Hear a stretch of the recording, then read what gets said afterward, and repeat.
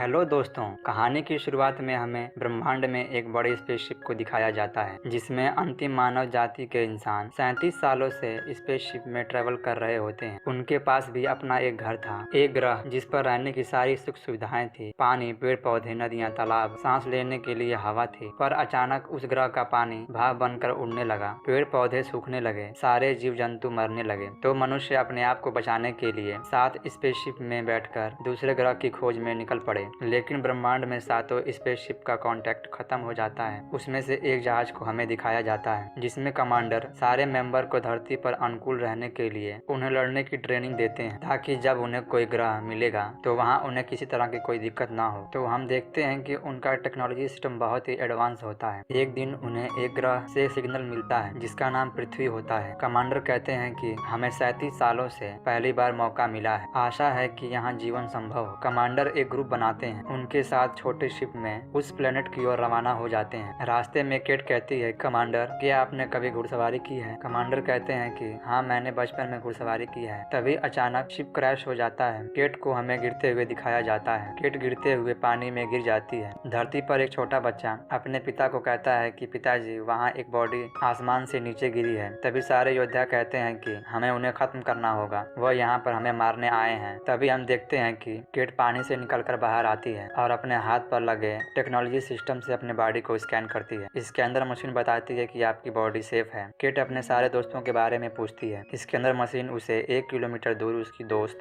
के बारे में बताती है। केट दौड़ते हुए पानी में कूद जाती है तो देखती है कि हैली पानी में होती है। केट हैली को पानी से बाहर निकालती है। वेस्टन केट को बुलाता है। एना क्रैश लैंडिंग की वजह से बुरी तरह से घायल हो जाती है। अधिक खून बहने की वजह से वहीं मर जाती है। तभी अचानक पोस्ट एपोकैलिप्टिक योद्धा आकर उन्हें मारने लगते हैं। केट कैलिप्टिक योद्धा से लड़ने लगती है, पर कैलिप्टिक योद्धा केट को मारकर बेहोश कर देते हैं। तभी अचानक खून के प्यासे क्रिएचर उन पर हमला करते हैं और केट को खींचकर अपने गुफा में ले जाते हैं। जब केट उठती है तो उसके पैर में चोट लगी होती है। केट अपने चोट को एक कपड़े से बांध रही होती है। तभी क्रिएचर केट को मारने के लिए आता है। केट एलियन को आग से डराते हुए गुफा से बाहर निकल जाती है और ऊंचे पहाड़ पर जाकर सबसे कांटेक्ट करने की कोशिश करती है। तभी कैप्टन का वीडियो कॉलिंग आता है। कैप्टन कहते हैं, क्या तुम ठीक हो? केट कहती है कि हाँ, मैं ठीक हूँ, आप कैसे हैं? कैप्टन कहते हैं कि मेरा पैर फ्रैक्चर हो गया है। कैप्टन अपना लोकेशन केट को भेजते हैं। केट कहती है कि आप मुझसे 60 किलोमीटर दूर हैं। कैप्टन कहते हैं कि मेडिकल किट शिप में है, उसे यहाँ लेकर आओ। केट एक लकड़ी के डंडे को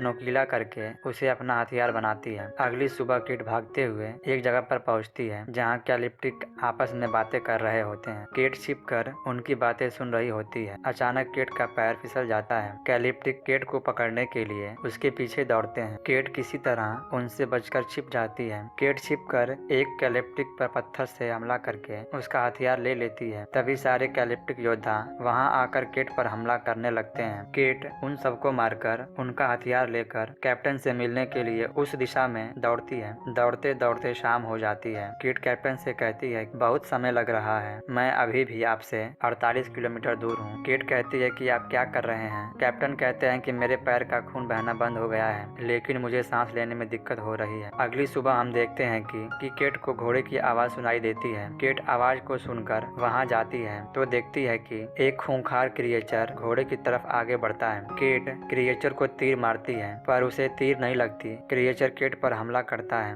केट क्रिएचर पर तीर से हमला करके मार देती है। फिर केट घोड़े के पास जाकर उसे सहलाती है। घोड़े पर बैठकर कैप्टन के पास पहुंचती है। केट कैप्टन की बॉडी को स्कैन करती है तो देखती है कि पैर फ्रैक्चर है, सीने में चोट लगने की वजह से सांस लेने में दिक्कत आ रही है। कैप्टन कहते हैं कि तुम्हें शिप को ढूंढना होगा, उसमें मेडिकल किट है, उसे मेरे पास लाओ। केट शिप को ढूंढने के लिए जाती है। रास्ते में उसे क्रिएचर उसका पीछा करते हैं। केट भागते हुए पहाड़ पर चढ़ जाती है। वे क्रिएचर भी पहाड़ पर चढ़ने लगते हैं। केट अपने तीर धनुष से उनको मारने लगती है। मारते मारते उसका तीर खत्म हो जाता है। केट भागते हुए शिप के पास पहुंचती है जहां शिप का मलबा पड़ा होता है। केट मेडिकल किट और ट्रांसमिशन को लेकर ऊंचे पहाड़ पर जाकर एक्टिवेट कर देती है ताकि उसके स्पेसशिप को सिग्नल मिल सके। फिर केट कैप्टन से बातें करती है कि मैंने ट्रांसमिशन को एक्टिवेट कर दिया है। कैप्टन कहते हैं, मुझे मालूम हो गया है कि हम कहां आ गए हैं, अब हमारा बचना नामुमकिन है। इतना कहते ही संपर्क टूट जाता है। केट भागते हुए कैप्टन के पास पहुंचती है पर कैप्टन वहां नहीं होते हैं। केट खून का का पीछा करते हुए एक जगह पर पहुंचती है जहां पर एक क्रिएचर केट को देखकर उस पर हमला करता है। दोनों आपस में लड़ाई करते हैं। क्रिएचर केट को घायल कर देता है। तभी पीछे से कैलिप्टिक योद्धा क्रिएचर को मारकर केट को बचाता है। केट कैलिप्टिक पर हमला करती है जिसका नाम रोगन होता है। रोगन कहता है कि मुझे तुम्हारी मदद की जरूरत है। मुझे पता है कि तुम्हारे दोस्त कहाँ पर हैं। मैं उनमें से एक हूँ पर उनके जैसा नहीं हूँ। उन्होंने मेरी बेटी को अगवा किया है। केट और रोगन घोड़े पर बैठकर उस जगह पर जाते हैं जहाँ सबको अगवा किया गया होता है। एक गुफा के अंदर क्रिएचर उनके साथियों को मारकर खा रहे होते हैं। केट और रोगन क्रिएचर पर हमला करके अपने साथियों और कैप्टन को बचा लेते हैं। रोगन कहता है कि मुझे अपनी बेटी को ढूंढना है। केट गुफा को स्कैन करके छोटी बच्ची का पता लगाती है। अचानक चारों तरफ से क्रिएचर हमला करने लगते हैं। सभी मिलकर क्रिएचर को मारते हुए गुफा से बाहर आ जाते हैं। रोगन उस गुफा को माइट से ब्लास्ट करके गुफा को बंद कर देता है। बाहर कैलिप्टिक योद्धा उन पर हमला करते हैं। रोगन कहता है इन्हें अपने घर जाने दो, ये अच्छे लोग हैं। अगले सीन में हम देखते हैं कि स्पेसशिप उन्हें लेने के लिए आता है। इसे देखकर केट बहुत खुश होती है और कहानी यहीं खत्म हो जाती है।